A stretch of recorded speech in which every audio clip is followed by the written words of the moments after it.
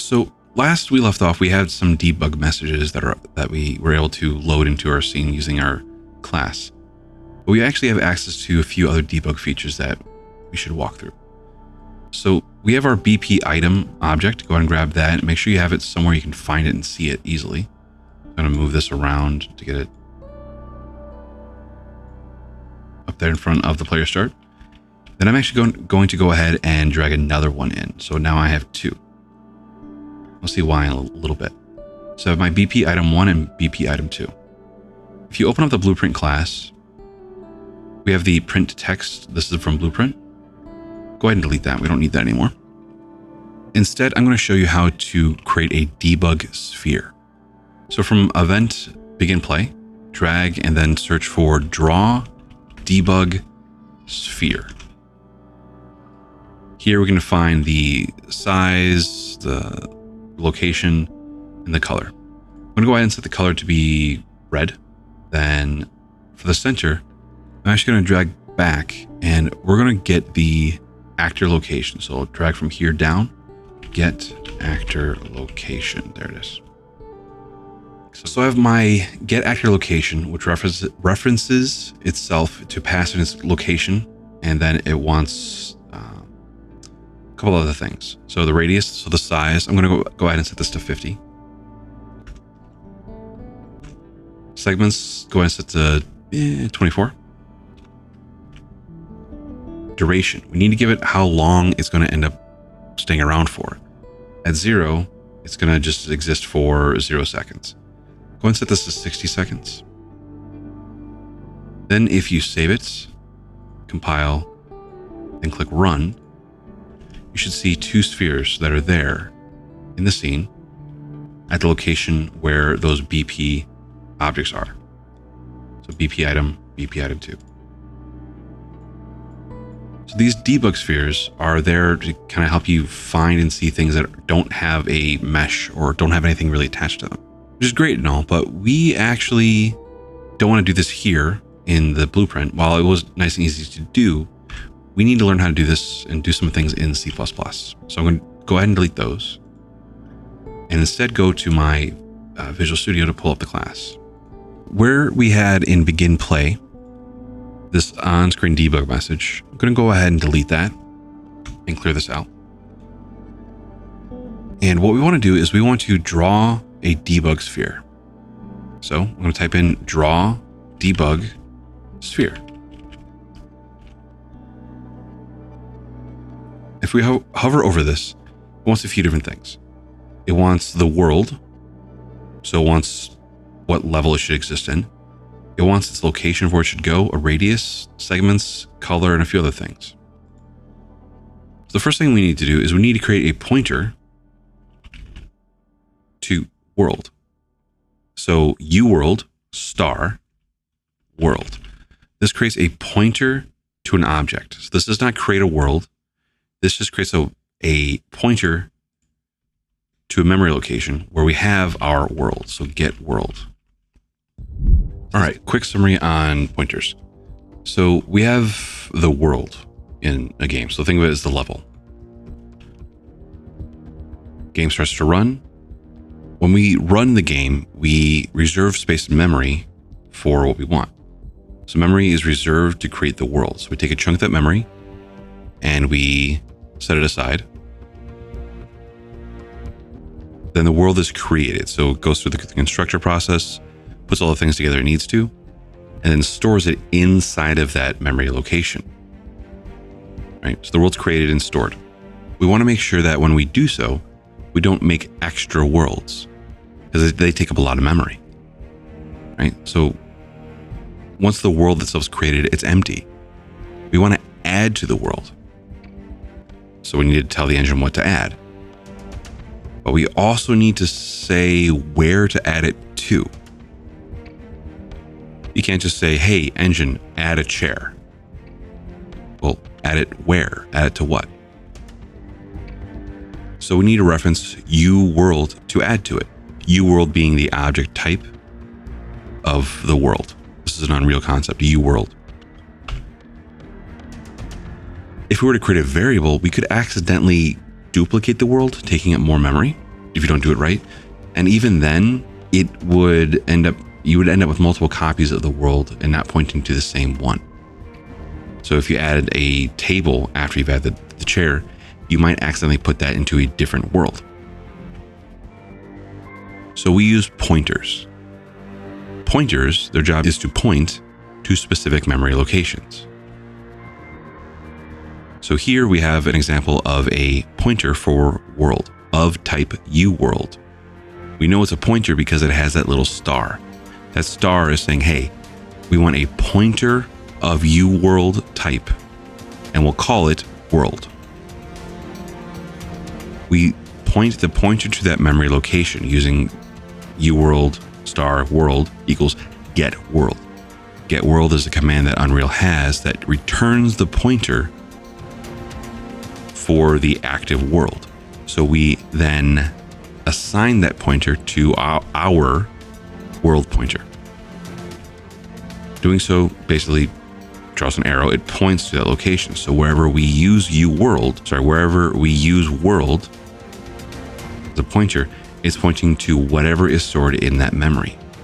Now with C++, what is stored in that memory location can be changed, which is something to be aware of. Luckily, Unreal has a lot of protections to prevent that from happening.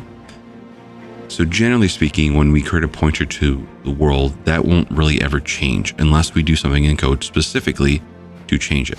This gets the level, this gets the overall world that the object is going to exist in. Then points to that location in memory.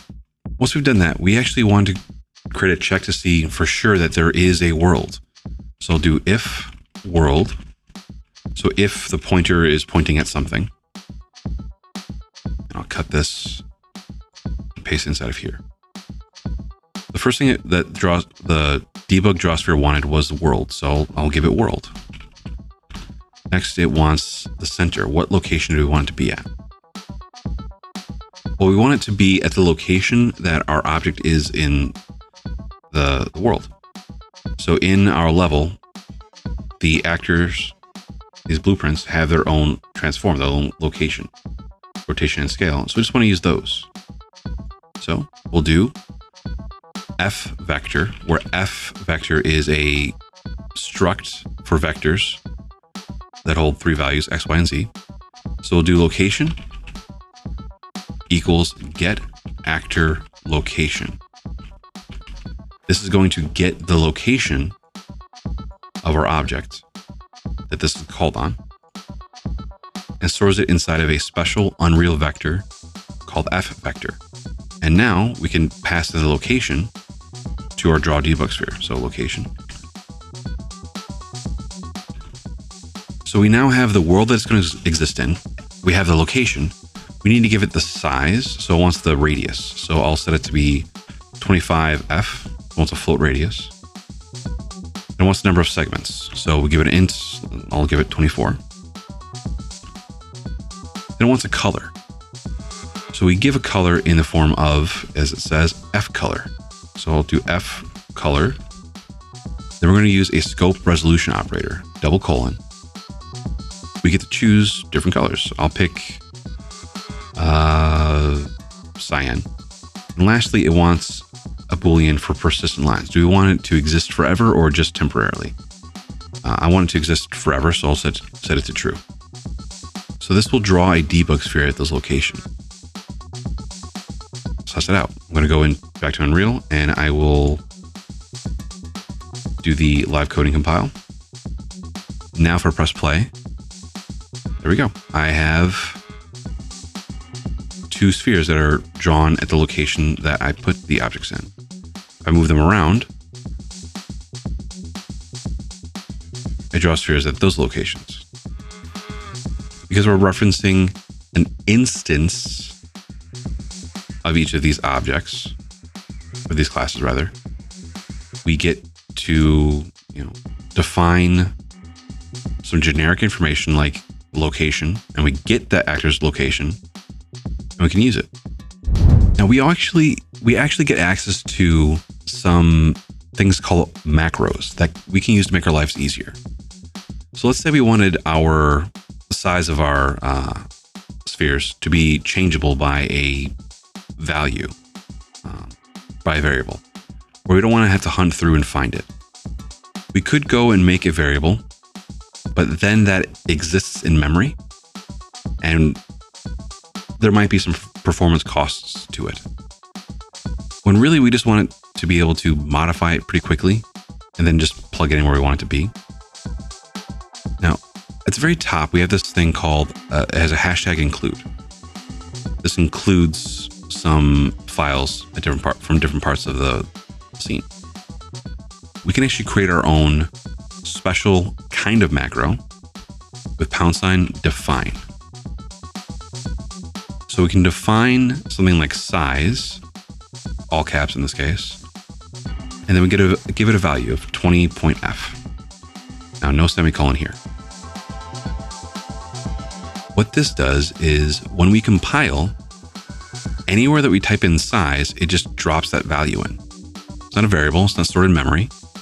It just reads it and just puts that value in here.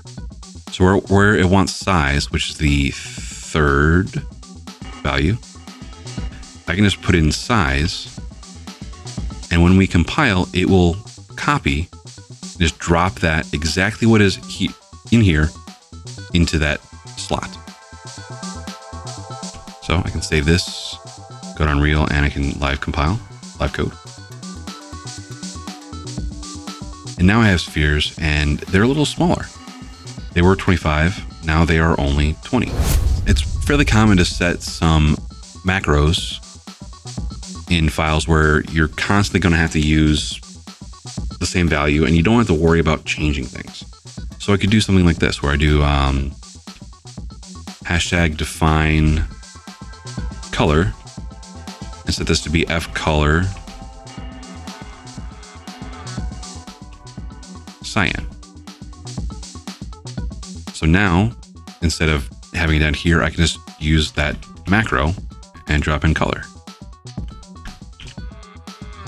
It'll put whatever is there, following the label into that slot when you compile. So you can almost use it like a variable.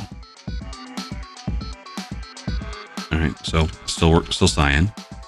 Where it becomes useful is, let's say you've written just dozens of classes and you realize, you know what, I need to change the color. I don't want it to be cyan. I want it to be red. Instead of having to hunt and try to remember how this works, I can just change my macro up here, that stored value, and just use it. Save that and compile it.